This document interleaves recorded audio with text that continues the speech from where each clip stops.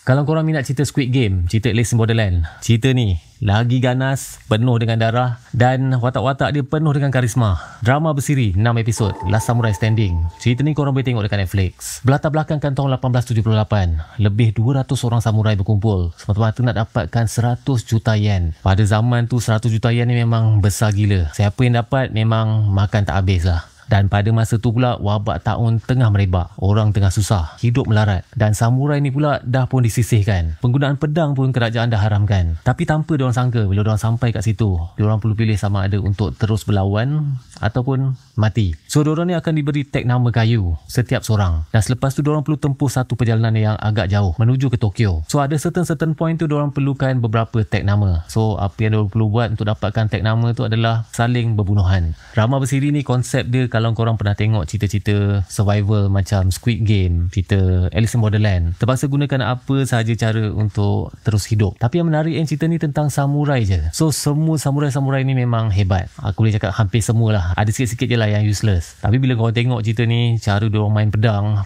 memang padu mat. Ni antara cerita samurai yang aku rasa koreografi dia bila main pedang tu memang the best lah. Nampak laju, nampak real, tak ada nampak macam acah-acah, penuh dengan darah, ganas, dan yang paling penting watak-watak dia memang penuh dengan karisma. Kalau korang pernah main game-game samurai, contohnya macam Ghost of Tsushima ke, ataupun game baru Ghost of Yote, cerita Last Samurai Standing ni memang satu cerita yang akan buatkan korang meremang bulu roma. Set dia cantik, berlatar belakangkan zaman Jepun tahun 1878, selepas zaman Edo dulu. Aku rasa ada banyak juga shot-shot yang menarik, especially bila melibatkan watak-watak besar dalam cerita ni. Masa diorang nak start lawan tu memang ada banyak shot-shot yang cantik lah. Tapi kalau bercakap pasal drama bersiri yang aku rasa betul-betul buat aku teruja, betul-betul buat aku rasa terangkat lah bulu roma aku, ni dia, Last Samurai Standing. So macam biasa, rating aku untuk cerita ni korang boleh tengok dekat website Kotak Nyaman. Dekat sana korang pun boleh bagi review dan juga rating untuk setiap filem ataupun series yang korang dah tonton. So aku nak tanya dengan korang, adakah korang enjoy tengok cerita Last Samurai Standing ni?